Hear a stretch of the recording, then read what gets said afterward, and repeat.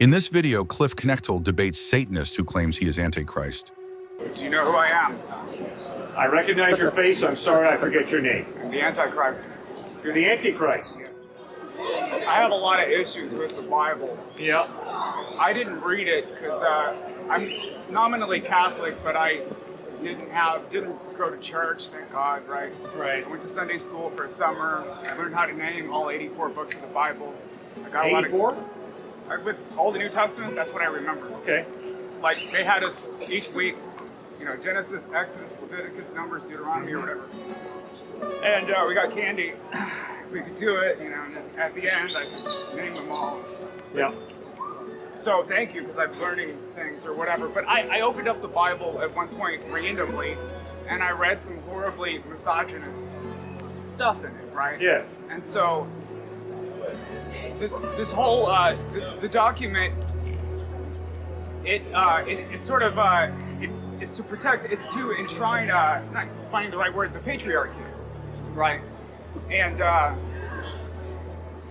it's very evil to me, right? And what we've done to women for millennia. And here's my question. I want to find a real smart person that's thought about this a lot that can answer for me why it was that since women are, there's some beautiful women around here, you know what I mean? Yes, there are. We agree on that. Yeah, women are smarter than men, mostly, right? They're just more beautiful beings. But some gang of men a long time ago decided to basically suppress them, right? That's very simple, because men are sinners. And that's why men have had chauvinistic, sexist attitudes, because men are sinners. That's evil, that's wrong. And the Bible clearly states that. Really? Yeah, really. But there's a lot of misogyny in the Bible. Yeah, and there's a lot of rape and murder and adultery and polygamy. The Bible is an historical record. It includes the account of a lot of evil, Right. including sexism, racism, polygamy, murder, rape. It's all in there. It's horrible. All right, I have another question for you. So, in my honest, humble opinion, if you want to learn about religion and what it is, you should listen to Alan Watts. I think Alan Watts was God. He died in '73. You know Alan Watts, right? No, I don't. He was a British man. He trained to be an Episcopal priest. But he developed an interest in Buddhism as a young man. Anyway, so he traveled to the United States, and during the 50s and 60s, he gave many talks on Taoism, Hinduism, Buddhism, etc., etc. And you can watch these; they're fascinating. There's about 100 talks on YouTube that you can listen to. So if you want to learn about religion, you should check that out. Good. But anyway, he makes a point about, in the Greek translation, it says that Jesus says, "I am a son of God," right? Wrong. Now, this is important. He doesn't say that. That's what the Greek said. See, No, it's not. His point was, the Greek says, "I am that Jesus is saying, I am a son of God," but it's mistranslated as, "I am the son of God." Yeah. Right? Because basically we're all sort of incarnations of God. No, that's not what Jesus taught. Well, it's the truth, I'm telling you now. Okay. But so, from that confusion, and I guess he also makes the point that they pedestalized Jesus. So basically they took this mystic, there have been mystics also throughout history, Yes, right? sir. Many There's, mystics. Like the Buddha, Yep. that 12th century Sufi poet, the mystic, what's his name? There are many. Yeah, there were many, and so it's sort of ridiculous but I think that was their strategy is to say, like, okay, well, Jesus was God and that's it. So no one else can be God, after him. But I understand that religion exists to oppress humanity. It's used by evil institutions, like there's many, like the Vatican. Well, sure, it's used by evil institutions, et cetera. but Jesus wasn't oppressive. He came to bring freedom. No, I know. And actually, the only thing I know about Jesus, I read in the Oscar Wilde essay, "The Soul of Man Under Socialism." Yeah. But it was interesting because I read what his message was, and I agree with it completely. Yeah. But I believe that, people die. Well, I mean, the thing is, like, it's not hard to basically I don't know how you can believe. I'm not sure that he was a historical figure. All right. Well, I'm going to let Stuart answer you, and then I'm going to take the next gentleman after you. Oh, okay. Out of the park. This just seems like a very kind of more emotionally driven question because you're jumping all over the place. So are there emotional smoke screens here, or am I way off? No. You're referring to sexism and a lot of these other issues. So are there emotional smoke screens? I'm just wondering. I don't know what that means, but the thing is, like, the Bible is full of shit, right? And yeah. The thing is, it's so stupid. Like, have you seen the Book of Mormon, the play by the South Park boys or whatever? Yeah. It's so easy to show that it's ridiculous, you know? Yeah. And it's amazing. That's the point that I'm trying to make. Mm-hmm. You know what I mean? Good. But yeah.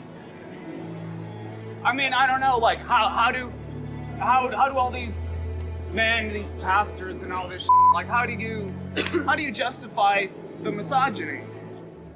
Okay, so I'm lost when you say that. I couldn't disagree more, because actually, if you look into the history, Christianity did more for women and equal rights to gender rights than any other religion.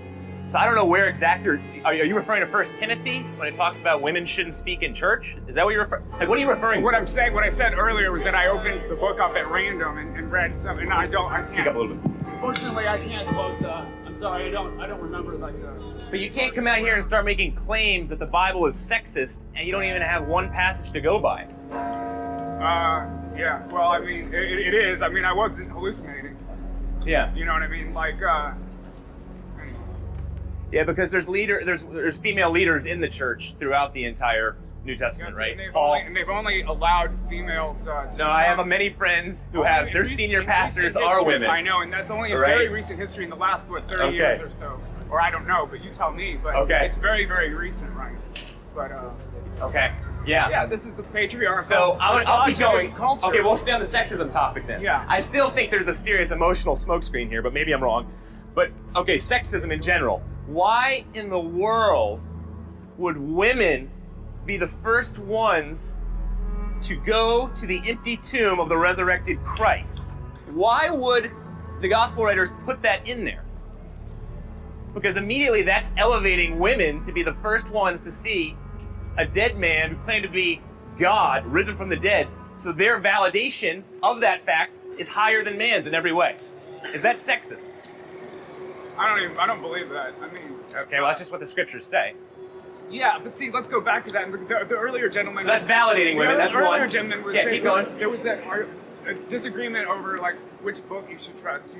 Should you trust the Quran or the Bible? Like, why on earth would you trust a book that's a collection of writings by dead men that have been dead for a long time? Many of the important books are left out of it. The Gnostic, do you know what the Gnostic Gospels Absolutely, are? yeah. Yeah, like, I mean, you don't even. And here's another point. The thing Gospel is that, Thomas, et cetera, aside from Christian mystics, right, in the Christian religion, this is how you oppress people: is you don't allow them to really be enlightened and really understand that.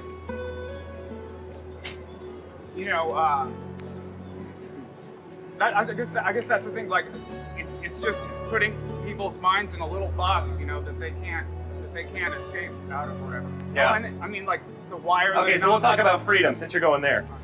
Okay, freedom. We've talked a lot in the last few days. A lot of students have brought up moral absolutes, right? I would say one of the only, if not the only, absolute today in our culture is freedom. Would you agree with me on that? So it was brought up negative and positive freedom. Both were brought up, right? So negative freedom is freedom against, positive freedom is freedom for. My argument from the Christian faith, why it makes the most sense of freedom and why it is the most freeing for both you and me in terms of our self-worth, our identity. But let's go with relationships, okay? We can go with the other two later. Relationally, why it is the most freeing is because it is a positive type of freedom, not the negative freedom, which says it validates you as an individual completely, says you have free will, and yet at the same time, when it comes to, say, marriage, you are supposed to sacrifice for your spouse in order to have a loving relationship. So you have that relationship right there, the marriage relationship. Now let's make this broader. Let's take it societal, culturally speaking. If you have a type of positive instead of a negative freedom, where you're negating freedom for a positive reason, you're going to make sacrifices for the poor. You're going to make sacrifices for your children. You're going to make sacrifices for your spouse, friendships. So in my mind, that's exactly what the Bible reinforces, a type of positive freedom, when negative freedom is deleterious to our culture, which is what you see in so much of our culture today. I mean, like... So when you say this box, I'm just trying to get at, what are you talking about when you say box? Oh, well, I mean, like, okay, I've read a lot of books in my life, and I believe to get at the truth, you better look at a lot of sources, right? That would be my argument. You need to look here, look there. Bro. Right, look everywhere, and then just think for yourself, right? Yep. What the truth is. Yep. It sounds like a gunshot. Anyway, what was I saying? Okay, so let's just keep going with freedom then, okay? So, Barry Schwartz, someone brought up TED Talks yesterday, so I'll stay with TED Talks. Barry Schwartz talks about... I remember that what I was working on. The thing is, like, it just makes me sad to see people, I mean, I'm glad that they're studying something and reading something, but they're always reading the same book, and they read it over and over and over again, but that's the only thing that they can read, right? And that's why I think it's used to control people, right? Right.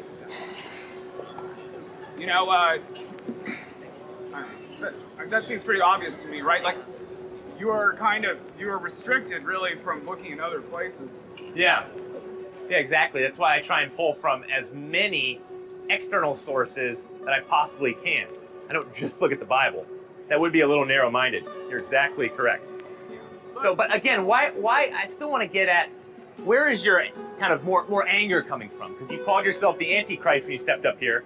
Then you talked about misogynism, sexism. Yeah. There's some... Is religion evil? Is that why you're doing this? Was Christ evil? Not Christ. I told you I believe in his message. Okay. And there's, that I'm just Buddhist trying to guy, get, Well, that Buddhist guy, Thich Nhat Hanh, wrote a book called Living Buddha, Living Christ. I love that book. Yeah, Great where book. he compares the two, and that's good to make the point that, okay, this wasn't the only guy or whatever, but what I don't know. Oh, anger, right. Well, I mean, just that people are controlled in this way. It's horrible. And all the violence. When I was reading about the, Bloody Mary in England, I don't know the whole story, but because of this fight over whether our religion's going to be Protestantism or Catholicism, how much blood is shed, right? So blood is shed all the time because of religion, right? Yeah. And, demonizing those brown people over there so we can, murder them, which we do by the hundreds so daily, true. I guess. Not right, I totally agree with you. And how can a man go and be a mercenary for these corporations, murder people, and then I think all murder should be illegal. I think all murder is wrong. But how can he do that? I'm not done yet. How can he do that? Then come back and go to church on Sunday and that's hypocrisy. Good. Yeah. Exactly right. Okay, so you brought up two right there. 2 in 1. Sense of religion can be violent, and you also have the issue of hypocrisy, right? Okay, religious hypocrites I have to answer for as a pastor on a regular basis, right? Yeah. Jesus Christ was confronting religious hypocrisy throughout the entire New Testament, if you look at it, right? But the main group was Pharisees, right? So, first of all, religious hypocrisy is completely wrong. And if you want a case study, look at the Pharisees, how they treat the poor, how they're into self-aggrandizement, and how they're all about praying in front of people so they can seem more self-righteous, right? Right. Okay. And that's what our society is full of so, now. we're taking that, so that's an example of hypocrisy. And that's where I agree and now with we'll Jesus apply and it to religion, like you said. Right. And how is religion bad? How is it evil? Reinhold Niebuhr, are you familiar? I know that name. Okay. He's a philosopher. Yep. Great cultural critic as well. He talked about how, he would totally agree with you, just like I would. Religion can easily be used for prideful reasons. Right. And when it is, it destroys in every single way. Because it just gives a person another reason to be more moral, more spiritual Right. than another I'm more human being. human, more special than those people. Exactly. And when you colonize that, whoa, watch out. Right. I want no part in that. Right. Right? That gets back to the dogma point that was made yesterday. So, okay, that's one. But then Niebuhr goes on to say, well, hold on, wait a second. If you look at Jesus Christ and Christ's claims, you start to get an understanding of he calls you to give up yourself. And when religion is all about surrender and you're not living for yourself or trying to, quote unquote, figure yourself out, because we're all mixed in our feelings and our understandings of self, when we're fully self-transcended, that is when the claims of Jesus Christ and the Christian faith can do so much for society and has done so much. Yeah, I mean, I agree that, like self humility, I agree with, that's a good thing, and that's not something I disagree with. I'll just have one more point and then I'll sit down. But I don't really understand original sin. And see, that's another evil thing, because people, I mean, you tell them from the time they're born that they're a sinner, so they always have this. Alan Watts has this great talk where he talks about that guilt. Their sense of guilt is unnecessary. So that guilt destroys people, right? It makes them, it's not a good thing. So now, I don't use myself as an example because I'm not the nicest person necessarily, but I know people, and even like adult people who are angels, so to speak, like they're real sweet, and you could never imagine them, harming another person. Yep. And to call that, thinking of a woman friend that I know, to call that person a sinner is wrong. Yeah. It's horrible. Yep. It's wrong. So good. Sin's coming up a lot today. I want to talk about a biblical definition of sin, because sin has been given, it's been defined wrongly over the years in many ways, in my understanding. Okay. I believe sin, the reason why Jesus Christ calls us out for our sin and wants us to change, is because sin is ultimately against human flourishing. So in that sense, Sigmund Freud would agree with me. Nietzsche would agree with me. Sigmund Freud talked a ton about original sin and our dark side, correct? Right. Civilization and its discontent. Exactly. Thank you. And so, but he never really he was a pretty depressed guy himself, was he not? Right? And so he never really gave the antidote to that problem. But he's one of my atheistic heroes in that sense, because he talks about this dark side of humanity. And how in the world do we get to a place of saying, okay, what can we do about this? So I brought up Nietzsche and Freud. I'll go now Kierkegaard, who said, in order to get through this type of sin, you have to know yourself better. What are your tendencies? What are your motives? What drives you? And Kierkegaard went on to say, you get over sin, you know your true self in relationship to God. Again, self-transcendence, not living in the self. Right. So when we align ourselves to Christ, to God, that is when our character grows.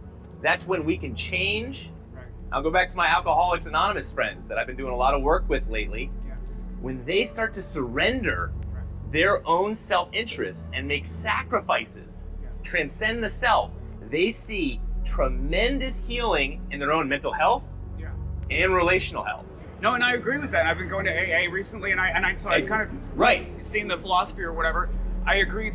So I'm surprised that you're so angry the only problem I have with what you're saying is that Christ is not necessary for this, or God, which we don't know how to define. We don't know what we're talking about when we say God. So you disagree with your AA buddies then? Because what are the fundamental tenets of AA? I guess what you said, those things that does help people with mental health issues and relationships, and I see the church helping people with that. It's just in my mind, you don't need the Bible, you don't need Christ. I don't understand this obsession with this one man, who lived 2,000 years ago. Sure, and it's getting back to your original question. What do we do with shame, guilt, and our dark side, our Freudian dark side? How do we get over that? How does humanity change? W.H. Auden was an atheist before he saw the world wars. And then all of a sudden, he became a Christian because he saw the dark side of humanity. He said, humanity is really sinful. Technology is not going to improve humanity. There needs to be a Christ figure to improve humanity. Again, it's above the human self. The self cannot balance in itself both meaning, purpose, good, evil. It's too small, right? It is entirely too small. So getting back to the shame and guilt, what is going to eradicate that shame and guilt? And Christ's claim is, it's like my New Age friend who just became a Christian. He said, my understanding was that I was God and that you were God. There was light in both of us. But nothing could ultimately take away my shame and guilt until I went to the cross of Christ. This guy's a brilliant businessman, and he said, as soon as I got in touch with the grace of God and the cross of Christ, that guilt and shame for all the wrong I had done was completely swept away.